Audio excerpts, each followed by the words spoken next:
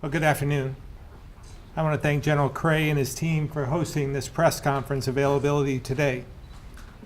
First and foremost, I want to emphasize to all those serving in our National Guard, Vermonters know you serve with pride and integrity, that you've made and continue to make tremendous sacrifices, putting your state and country before self time and time again. I want you to know you have my respect, my gratitude for your service, and I've seen firsthand how hard you train to be the very best and how much you value honor and integrity. As we've seen throughout time, in many areas and in many organizations, there will be instances of poor judgment, mistakes made, and an occasional bad apple. But individual situations such as these are the exception, not the rule. They do not represent the Vermont National Guard as a whole, or reflect the vast majority of members and leadership who serve with honor. With the questions raised in recent weeks, however, I believe it's important to verify that current practice upholds the legal and ethical standards expected of our Guard. It's an opportunity for the Guard to communicate and describe these standards and processes to the public, as well as its commitment to holding everyone, regardless of rank, relationship, or role, fully accountable. I know how important faith and trust is to this institution, and I appreciate General Cray's leadership in this area and his continued commitment to this work. I also appreciate his willingness to speak with you today. I understand that without being able to discuss specific personnel matters, it's difficult to address all your questions and concerns. But it was important for both of us that we review all the Guard's commitment to ensuring the safety of all its members, its adherence to defined systems of reporting, discipline, victim advocacy, and more importantly, their commitment to accountability and a culture that puts integrity, excellence, and service above all else. I want to be very clear. My faith and confidence in the women and men of the Vermont National Guard is unwavering, and I believe they have followed their systems. And I believe that they've followed the systems of our federal partners as well for adjudicating difficult personnel matters. But as with anything, there is always an opportunity to do better. And I know General Cray and the Guard understands this as well. At this point, I'll turn it over to General Cray.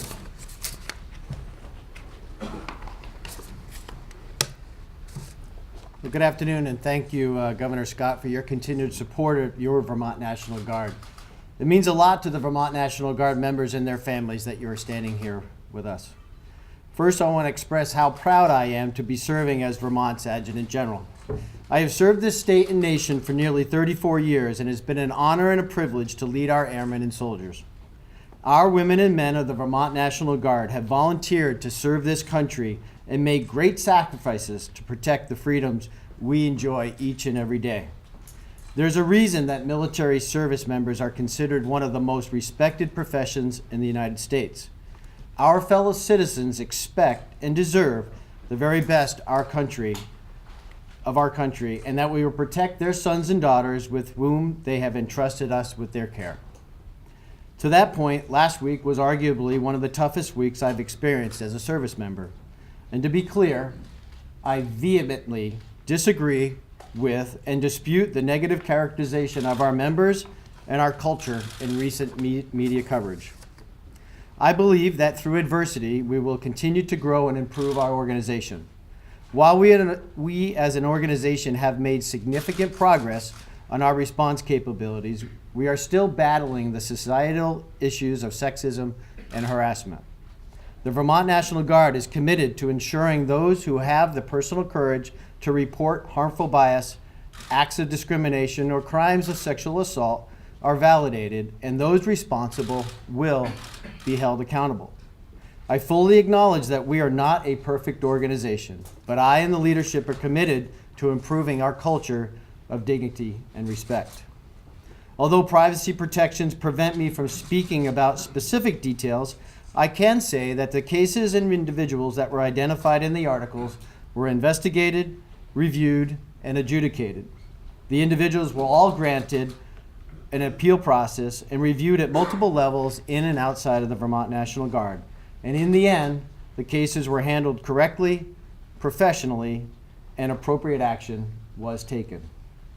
Make no mistake that while I am the Adjutant General, this organization will continue to appropriately investigate and take action on all reported offenses.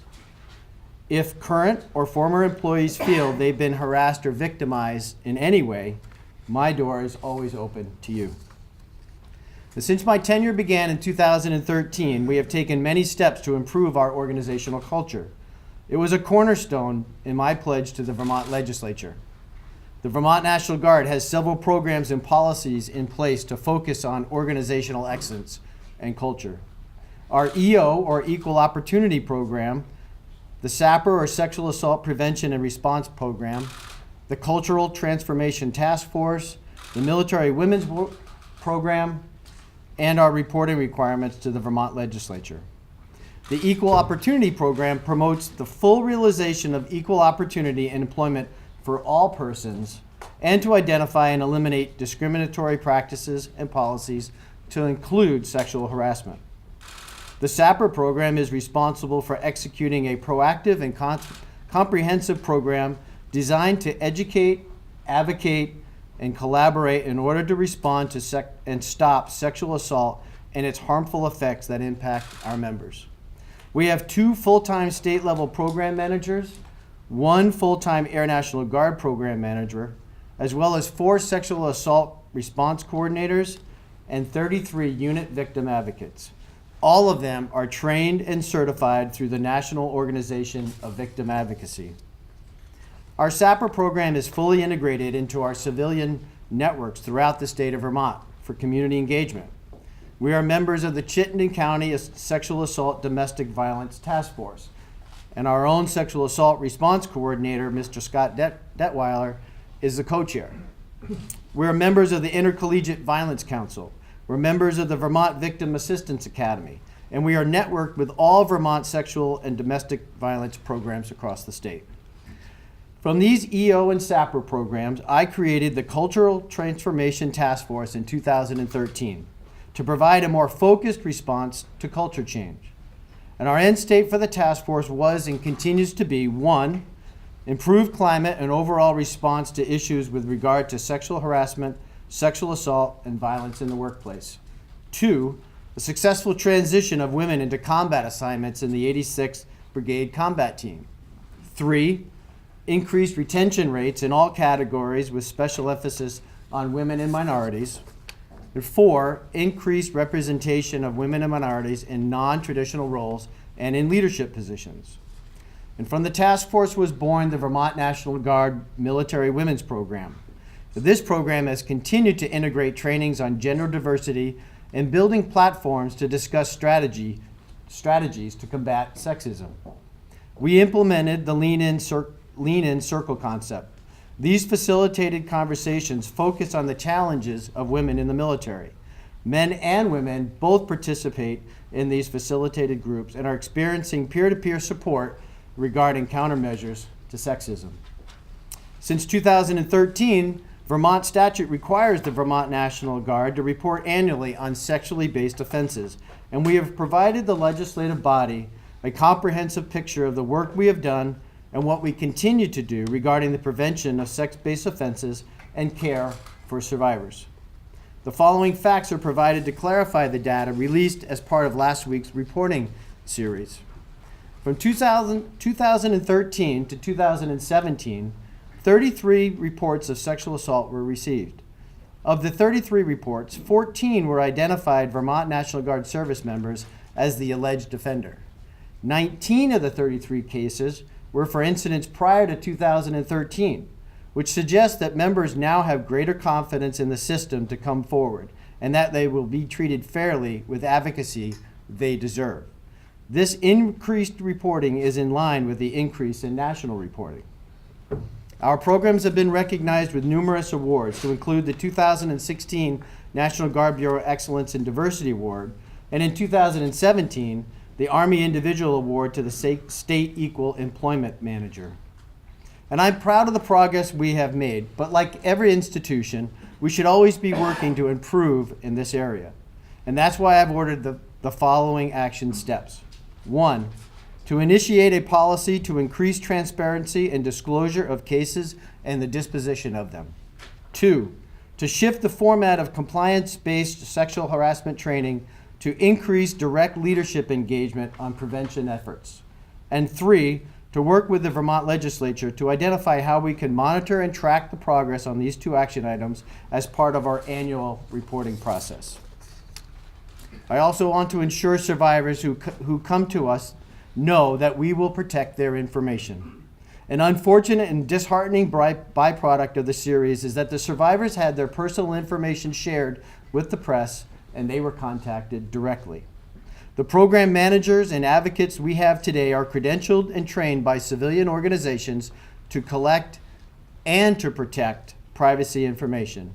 And I have the highest level of trust and confidence that our program managers and advocates will safeguard your personal information.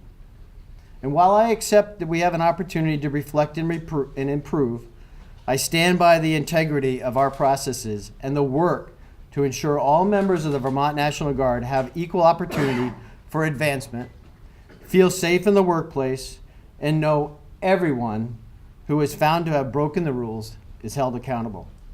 Survivor choice is a cornerstone of our programs, including a member's decision to make a confidential report, which we will continue to protect.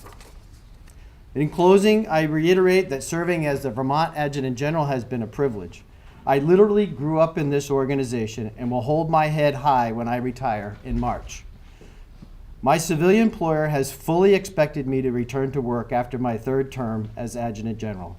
It will be hard to leave something that has been a part of my life for nearly 34 years, but I know that the women and men of the Vermont National Guard and the military department will continue to lead the way for Vermont. And with that, I will take questions. Can you describe those 2 action steps that you're taking and sort of what shortcomings they're meant to address? Yes.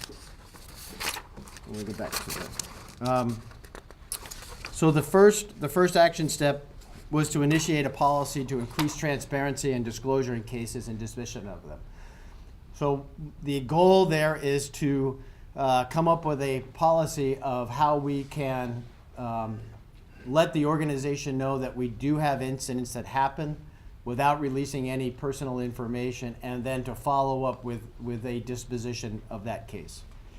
Major General, you mentioned in your comments early on that you vehemently disagreed with the image that was portrayed in the series of articles.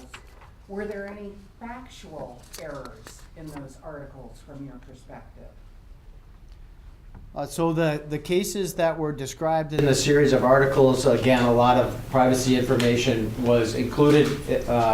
And so what I can say is that the individuals that were mentioned in the articles, that there was a full investigation, due process, full investigation, adjudication, that there was an appeal process afforded, and that appropriate action was taken. I think the question was whether there were factual errors in the reporting. Were there factual errors in the reporting, or do you believe the reporting was accurate? So I mentioned that I thought that the reporting of the number of cases, sexual assault cases, was inaccurate, and I did correct the record in the opening statement. Was that the only thing that was inaccurate in the series of stories? The ones that I could, that I wanted to highlight. Yes, that's the only ones. But just to be clear, everything else is accurate in the story? So the portrayal of the incidents is, that's the side of the reporter. What I'm saying is that in every case, the individual was held, that there was a due process and that they were held accountable. So I could be misunderstanding you. It sounds like you object to the tone of the stories, right? But I think what we're trying to get to is whether you disagree with the underlying facts. And other than the one that you just specified, are there any other facts that the Guard disagrees with or thinks are not factual? No, I would agree with you. I disagree with the tone and the characterization of the culture in the National Guard. But not the actual underlying facts. And I'm trying to think of all of the series of articles of the facts, but the ones that I wanted to highlight were the ones that I mentioned in my statement. If there are, I realize it's a long series, there are many stories, there are a lot of facts in there.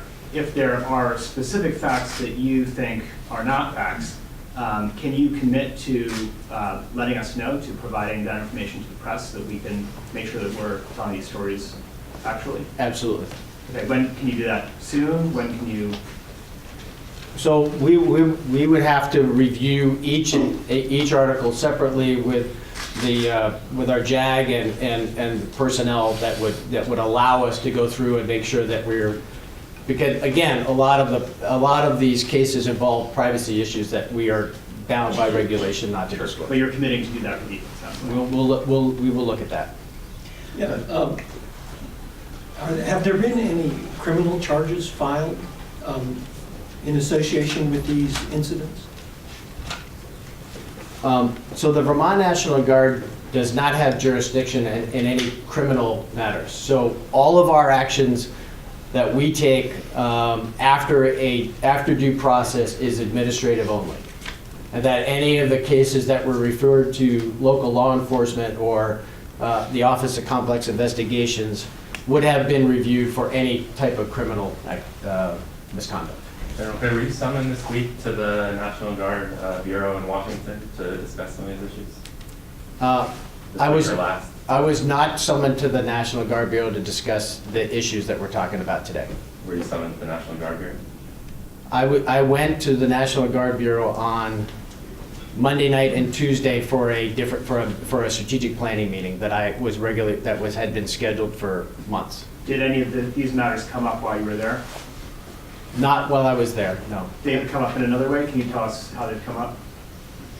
So the National Guard Bureau, obviously, the Public Affairs Department of the National Guard Bureau reads the articles as we have and we're aware of the stories, and then we were in contact with them to make sure that they fully understood where we were with the Vermont National Guard on these issues. Has the Army National Guard contacted you about the delayed discharges and the practices of the Vermont National Guard that some told us were leading to higher staffing, low morale, things like this? The Vermont Army National Guard has not contacted us on the story of the held discharges,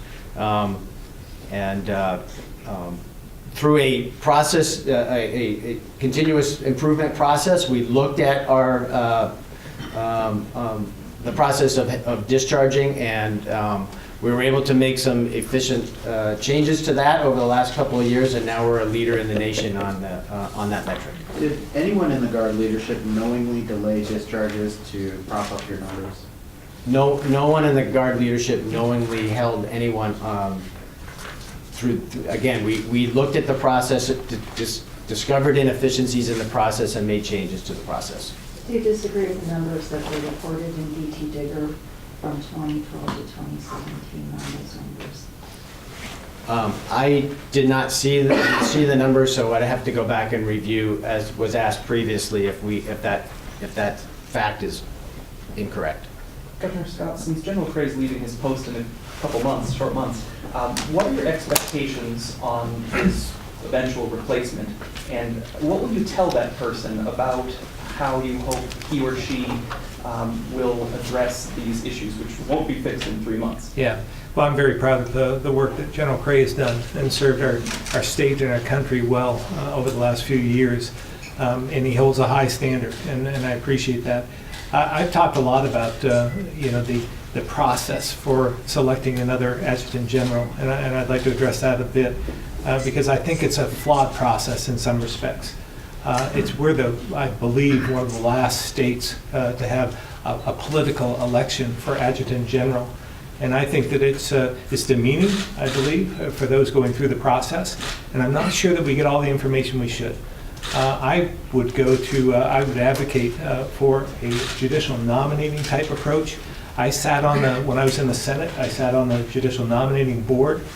We would take resumes, we would interview, we would check references, we would do background checks. We went through a long process to make sure that judges we were going to elevate and consider were of the highest standard. So I am asking the legislature to take another look. And we tried that in the last couple of years. General Cray was supportive of that. And I was told this morning one of the senators is going to forward that bill.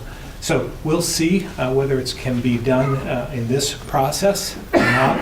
But I'm going to continue to advocate that we change the process. Governor, have you done any kind of independent investigation? Have you or your administration done any kind of independent investigation of these allegations?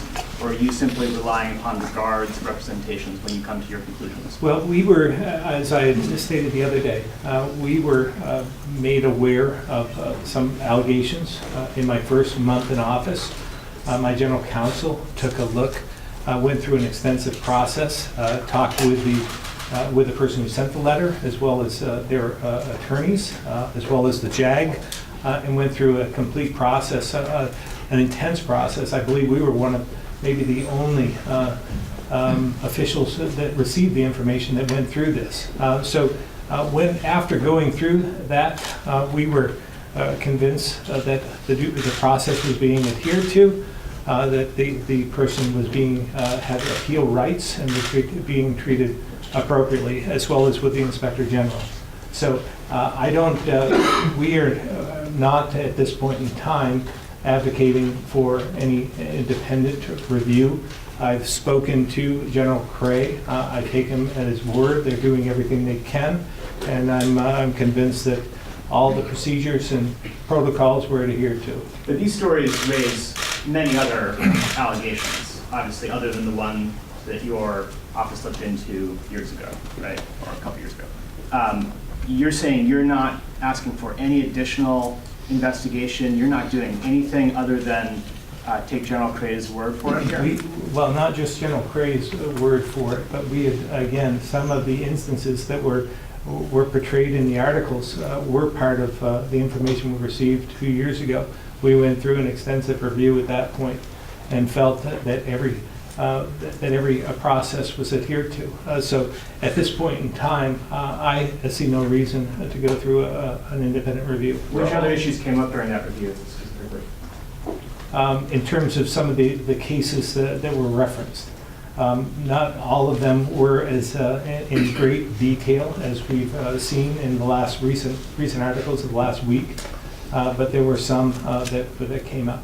So because some of those allegations were in the previous complaint that was filed, you feel there's no further need to explore the latest, well, if more information comes up that leads me to believe that the processes and protocols weren't adhered to, we'll take another look. But at this point, I don't believe that we need to at this point. The information in that article was not enough for you to trigger any sort of additional look? No, I believe that all the processes were adhered to. I believe that they've gone through the victims and those who were the allegations were against were adjudicated in the right process. You were satisfied with the process that went into dismissing Calvin, or that allowed Calvin Kemp to retire before the investigation into him was completed and go on to a different parish? And again, I may ask General Cray to answer some of the retirement questions, because some of that is with the Guard, some of it is with someone on active duty, and there is a difference, and I'm not sure that I can speak directly to that case. Governor, how does your answer comport with the idea of more transparency? I'm sorry? How does your answer comport with the idea of more transparency? How did my answer to what? You all are talking about more transparency around some of the issues that have been brought up. And I'm just wondering if there's no external investigation that could happen, how you're going to get there. Well, I think you've done a pretty good job in providing the transparency and have brought a lot of these to light. But again, I was convinced, with my general counsel, having done her homework and going through this, that all the processes were adhered to, the protocols were adhered to, the appeal rights of those involved were adhered to. So I'm not sure that, I'm not convinced that anything was held back. I'm confused here. You're saying, sorry, and if I could just interrupt, you're at the same time, sounds like complimenting VTNG's reporting, saying that they've done a pretty good job of bringing this to light. And at the same time, General Cray is saying that he vehemently disagrees with the way they portrayed this. I don't understand how to square those two. Well, again, I'm saying, the media has a role to play, and they brought a lot of things to light. At this point in time, General Cray is responding to some of the allegations, and I'm sure that in time, some of this material, as he can speak about it, will come forward. Are you basically saying then, if Digger hadn't published this, that we wouldn't have found out about this? Well, I'm not sure that you would have heard about some of it. I wouldn't have heard about some of it had Digger not written about it. So, yeah, I mean, So that loops back to the transparency. Doesn't that indicate that maybe you should take a look? Because as good as the series did in shining a light on things, there might be more. Well, again, I'm not convinced that there is any more, and I've spoken to General Cray, asked him pointedly about that. If any new information comes up that leads me to believe to something else, then we would go further. I know the legislature might have an interest in this as well, and will probably be at least asking the General Cray to come in to describe some of the issues that came forward. General Cray, is this bar, this private bar, still operating that was described in the Digger piece? The Afterburner Club, I think it was. So it was not accurately portrayed in the article. The establishment no longer exists on the Air National Guard base. It was never exclusive to any one group nor to any particular rank.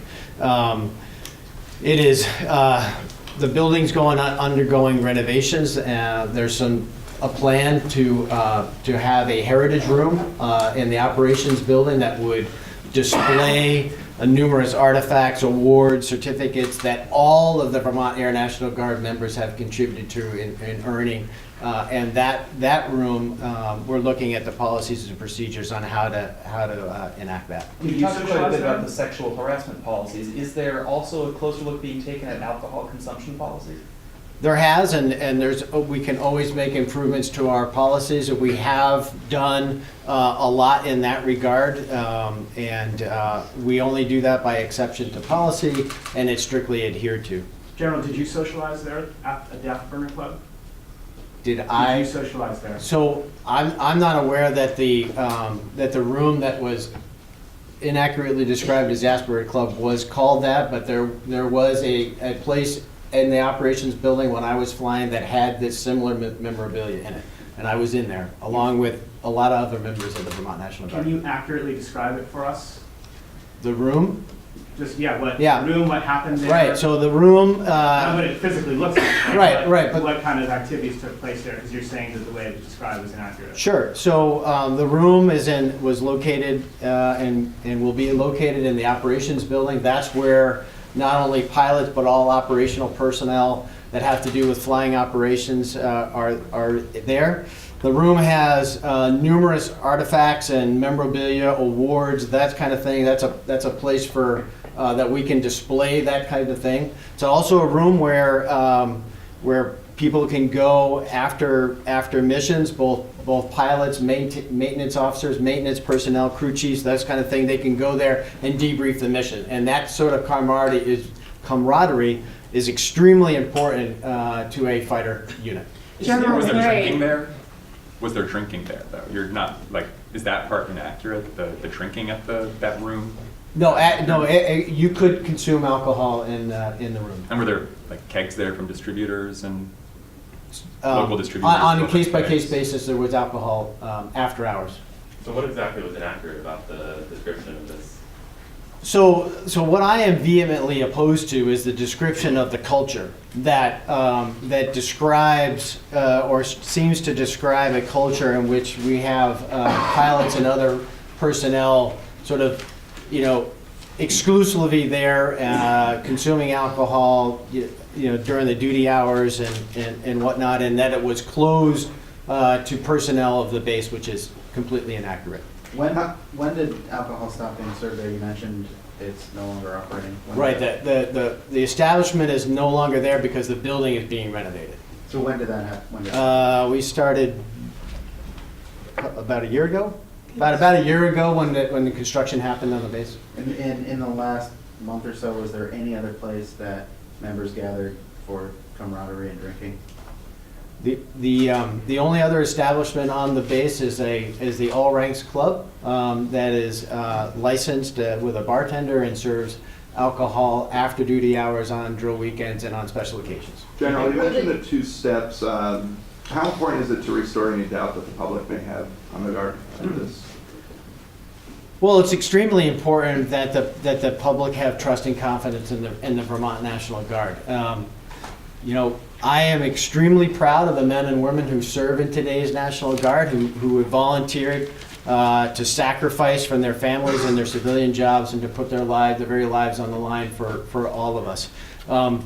There is always room for improvement in what we do each and every day, and I strive to do that. I told the legislature in 2013 when I came in that I wanted to look hard at the culture of an inclusive culture for all members to join. Look, we need young men and women to continue to join the National Guard. Be very clear that we value everyone, we respect everyone, and when individuals step out of line and break the rules, then there is a process to handle that, and we will handle them accordingly. Governor and General, the basing of the F-35 here has been extremely controversial. Are you worried that this series, and how are you worried, if you are worried, that this series will impact that controversy over the F-35s? I'm not at all concerned.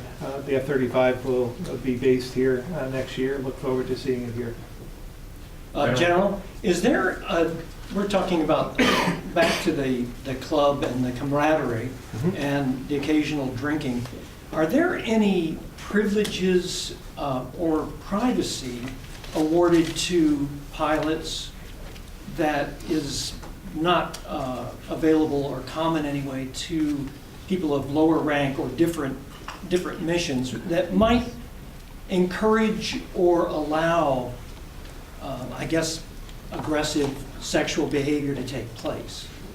There are no special privileges for pilots around the club issue at all. How about privacy? I mean, are they awarded, is there any difference between the Air Guard and the Army Guard in respect to how they are, how they join together after missions and have semi-private drinking, socialization, I guess? Well, socialization comes in many forms, and I think after any mission, if you understand the National Guard at whole, and Army or Air, doesn't matter, when they're doing a mission, an important part of that is the after-action report, the debrief, and it's certainly incredibly important to pilots as well as any other crew type of activity that would happen. But to associate it, to say that it's exclusive or private to pilots or them is inaccurate. General Cray, in the middle of the publication of these articles, you announced that you would retire. What role did these articles play in your decision?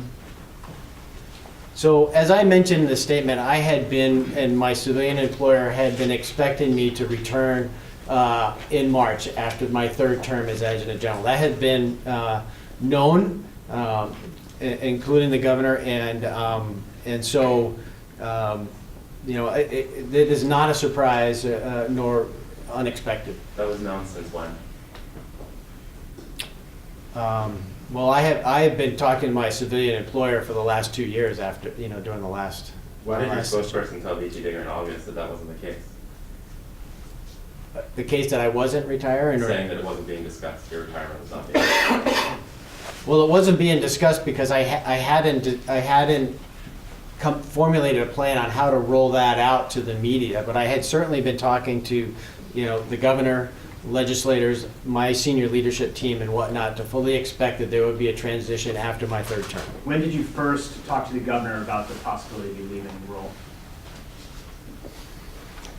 I'm going to say it was probably 3 months ago that I learned that he wasn't going to run again for adjutant general. And there's a difference between not running again and retiring. I think the retiring was something that I just learned this week. But I knew about that he wasn't going to run for adjutant general again because of his employment. So the retirement decision then new? No, I guess I just didn't communicate to the governor because there's opportunity to, if you don't run for the adjutant general, is there an opportunity to serve in some other capacity, in DC or something like that. But I had decided, and my employer knew that I was going to be returning for quite some time now. Do you stand by the treatment and the way that Calvin Kemp's retirement happened that allowed him to leave without anything on his record about his interactions with Heather King, and then allowing him to move to another private parish?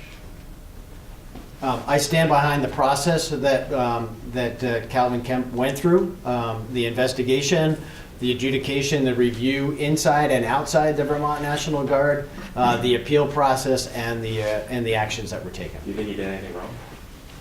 Again, I stand by the process that went through and determined the outcome and the appropriate action that would be taken. And do you worry about what he might have done after leaving the Guard?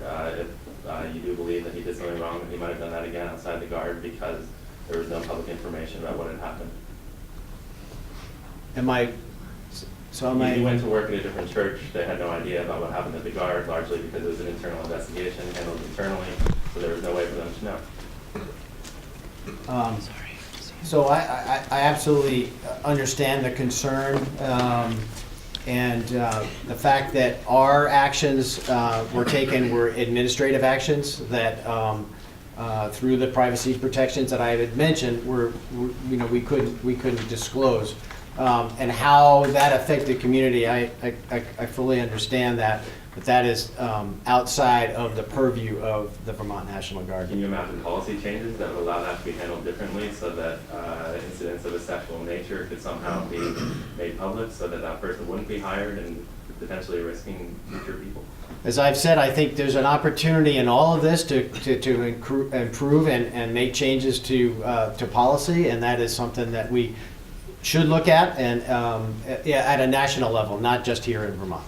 When will the results of the current ongoing internal investigation be made public and transparent? I'm not aware of an internal investigation. Can you clarify what you're? Well, the allegations refer to a series of incidents that were investigated, and I'm wondering if how quickly the Guard plans to disclose these in the future. I mean, it shouldn't require Digger to pry them out of your offices. I think the public, I'm guessing here, would like to know when there are problems, when they happen. To what extent can you guarantee that that is going to happen? Well, I think if I understand your question, I think it gets at to the action step, the number one action step that we talked about, which is to increase the transparency when things happen in our organization, that we communicate to our members that this continues to happen, that we need to continuously work on that culture, and then the disposition to what level we can disclose that. As far as an investigation on all of the incidences, each incident is handled on its own. That when we know about it, then there is due process, and we investigate each case individually. And how much of those investigations can you disclose when they are adjudicated, after they're adjudicated? I think it really depends on the case itself and what type of privacy information we're talking about. So Are there rules in place, though, that say, hey, this is public information, even if the names of the victims that say are excluded? It's a question for the JAG, I think, on what, as we review each one of those cases and what can be released and what cannot be released. General, you'll be retiring soon. You talked about your disappointment in the tone of the articles. You've also talked about improvements that could be made at the Guard. But as the top officer, do you accept responsibility? Do you feel disappointment? Can you just sort of share your thoughts on being the leader of this institution as it goes through this? Yeah, I'm incredibly passionate about the Vermont National Guard. As I said in my opening statement, I literally grew up in the Guard, right from UVM to the Guard, and I've been here for nearly 34 years. I care deeply about every member that makes a sacrifice to join and serve their country and serve this great state. And it is my responsibility as the leader of the National Guard to speak positively about the organization, encourage young men and women to continue to answer that call to serve.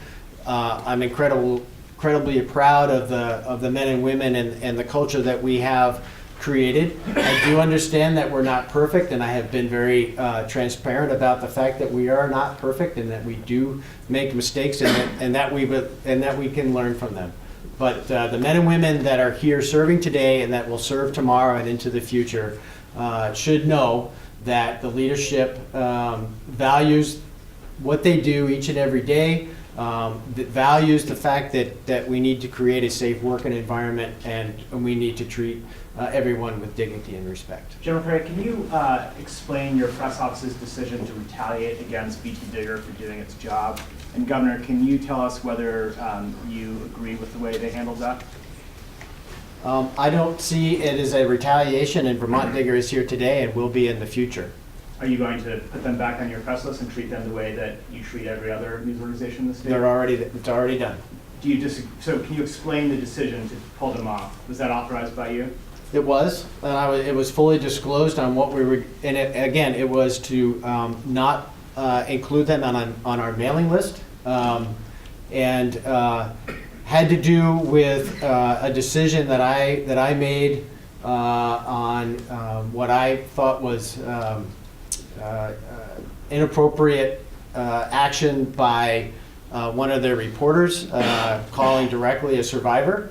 And I thought it was inappropriate. We've since taken a look at it and to provide that full transparency and realize, and I do realize, that the Vermont National Guard and the military at whole has a obligation to be completely transparent and to answer questions and to get our information out to the public, and we will continue to do so. But you decided to punish this news organization for trying to get the story of somebody who allegedly experienced. No, I don't characterize it as punishment in that regard. I characterize it as a decision to not include that. We still answered all of the questions that were asked of us in a timely manner. What was the goal? If you were not punishing them, I wanted to send a message. I wanted to send a message that said that I did not agree with the tactic of having someone call a survivor and do harm to that individual. Governor Scott, do